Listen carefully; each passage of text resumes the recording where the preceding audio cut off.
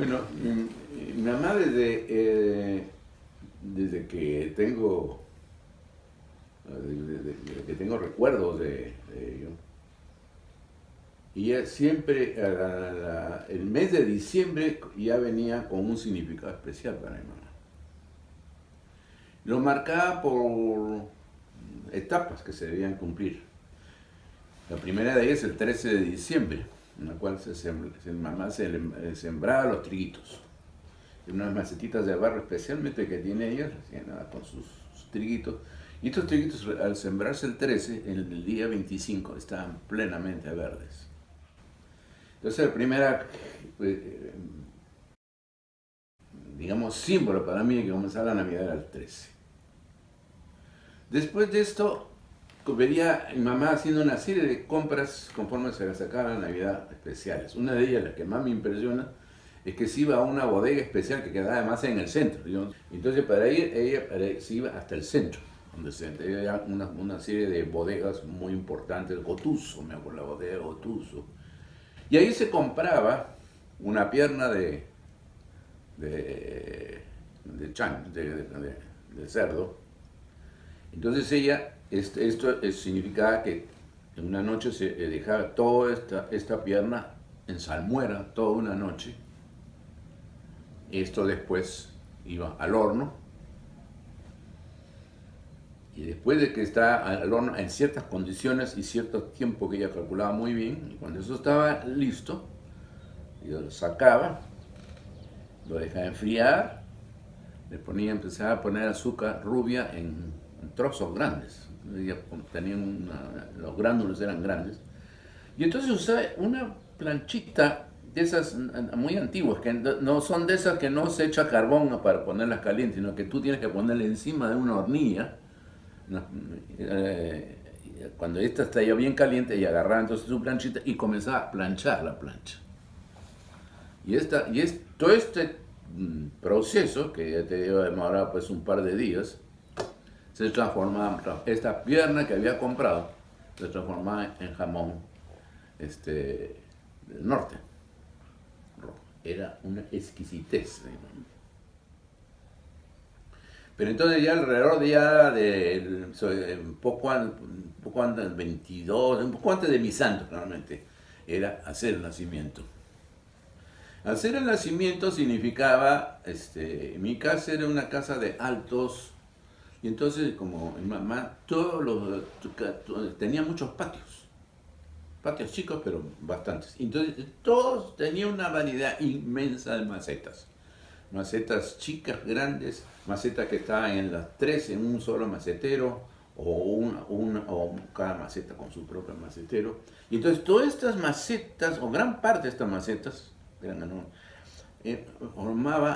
iba a servir para nacimiento.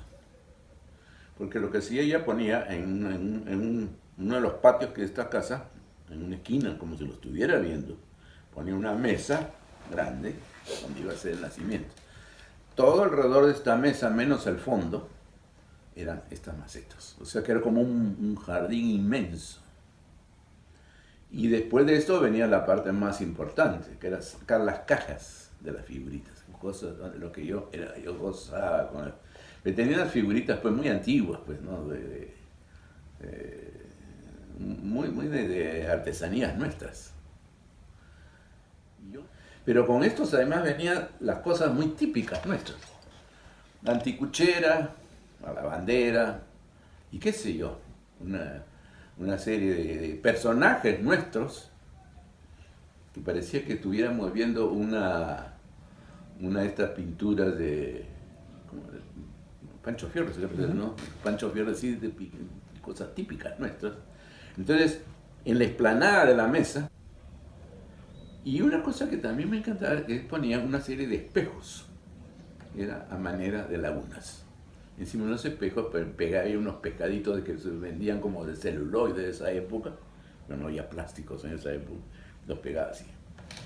Todo esto para mí era toda una fiesta, ¿no? Porque yo la ayudaba a mi mamá, ¿no? A esto, pero me daba una ilusión muy grande, y ahí es donde sacaba pues los triguitos que ya estaban grandes. Entonces Aparte de este bosque que había armado con todas sus macetas, tenía los trigos ya crecidos en diversas partes mezclados con estas figuras típicas.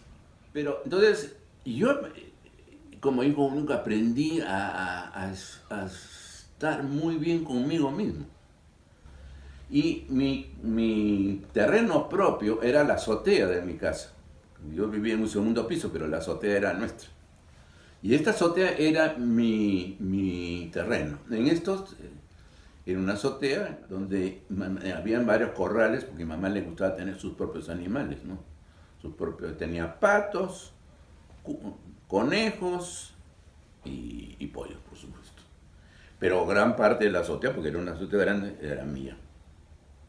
Y la que más me acuerdo fue que estábamos en la época de la Guerra Mundial, así, que salían las noticias. Pues yo me pasaba horas de horas en esta azotea, en la cual con pomos, cajas, qué sé yo, reproducía en mi mente los movimientos de los grandes ejércitos que se movían de un lado para otro, ¿no? Entonces era a veces armadas, barcos que formaban una flota, otras veces eran ejércitos. Me acuerdo que una vez, para darle más realismo, había un cuartito que era para el servicio en esta azotea. Se me ocurrió armar una especie de ciudad a la cual yo iba a bombardear desde el aire. Y para darle más realismo le eché querosene. Y entonces le prendí. Y entonces me emocioné de ver que mi bombardeo pues veía la ciudad, pero de repente me di cuenta que podía quemarse el cuarto, que era todo de madera. Habían ritos. Por ejemplo, el mismo día de Navidad, volviendo otra vez, era el reglamento que salíamos al centro, en la cual, además en esa época, para ir al Jirón de la Unión, ir al centro, al Jirón de la Unión, tenía yo que ponerme el mejor terno que tenía. Así era Lima de antes. No podías ir como entre casa, no. Tu mamá se ponía su mejor vestido y yo también. Y entonces íbamos a vivir todos los grandes nacimientos y era todo el circuito. Comenzamos por la iglesia de San Francisco, San Pedro, la Merced. Me acuerdo los más grandes eran los de la iglesia de la Merced. Era una cosa inmensa, inmensa. Además, pero lo lindo de los nacimientos eran que no se recurría a cosas que se movían, ¿no? Era el despliegue de figuras maravillosas, ¿no? Pero una Lima en la cual, por ejemplo, cuando tú te caminabas por las calles, sobre todo en el centro, la gente se encontraba y de repente, sin conocerse, saludaban. Es muy natural.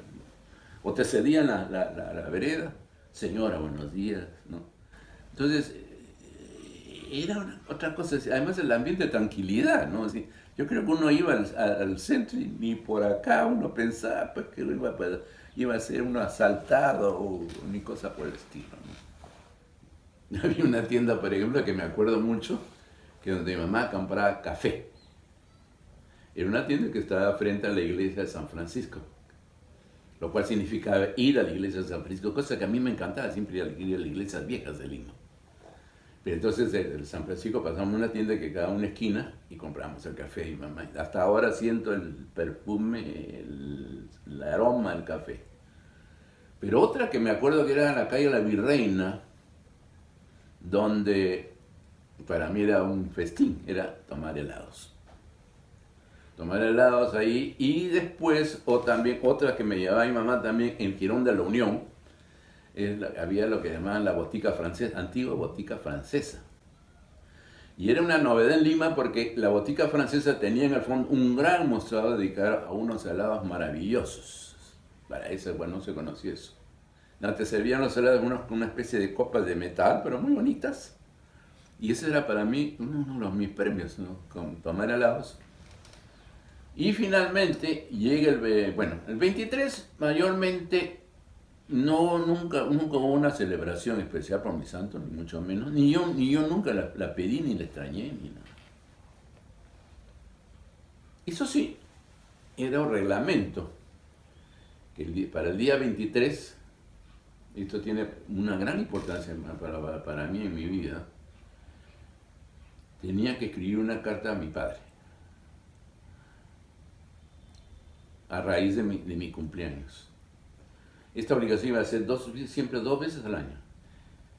El 2 de junio, que era el santo de mi padre, y el 23 de diciembre, que era mi santo.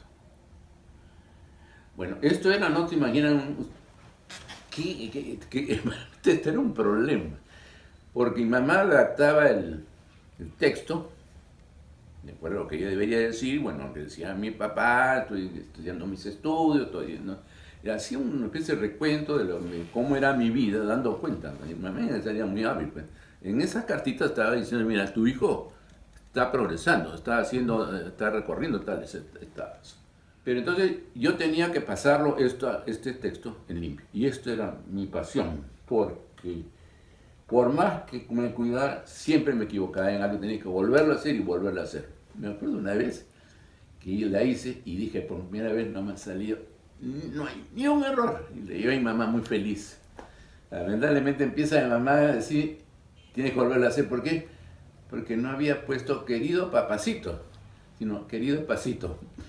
Me había olvidado de poner una segunda P-A, papá. Finalmente, llegaba el 25, bueno, en cuanto despertaba yo, me lanzaba debajo de mi cama a ver qué me había traído el niño Dios. Era un tren, ya a unos años era un tren, otros años. Me acuerdo una vez que me regaló 3 barcos que era un barquito que parecía digamos así, de pasajeros, de un vapor como cualquiera. Otro era, no sé si de guerra, qué sé yo. Y entonces eso es uno de los juguetes que más me acuerdo, porque llenaba la tina del baño y ponía estos 3 juguetes. Pero la ilusión era bajar de mi cama y ver qué hago, qué me habían traído. Y eso para mí, esa alegría hasta ahora la siento. Ese día venían algunas, amigos de mi madre, gente toda de la familia, que venían por el saludo de Pascua y pues de paso darme el abrazo. Y además siempre me sentía estafado, porque a mí siempre me dieron un regalo, que era para Navidad y por mi santo. Siempre me consideré estafado. Bueno, todos estos ritos para mí significó la Navidad. Cuando ya empezamos a vivir con tu mamá acá, vi que tu mamá también tenía la misma costumbre. Y entonces yo me he vuelto a revivir esa alegría, pero a una escala mucho más grande, porque los centros de mamá eran pues relativamente pequeños. Los de tu mamá eran pues, acuérdate que era gran parte del salón, lo que ahora es el salón familiar, eran unos grandes nacimientos con unas figuras inmensas. Pero yo volví a revivir esto con una gran alegría. Entonces eso me hacía muy feliz, porque con tu mamá volví a revivir lo que había vivido de niño, ¿no?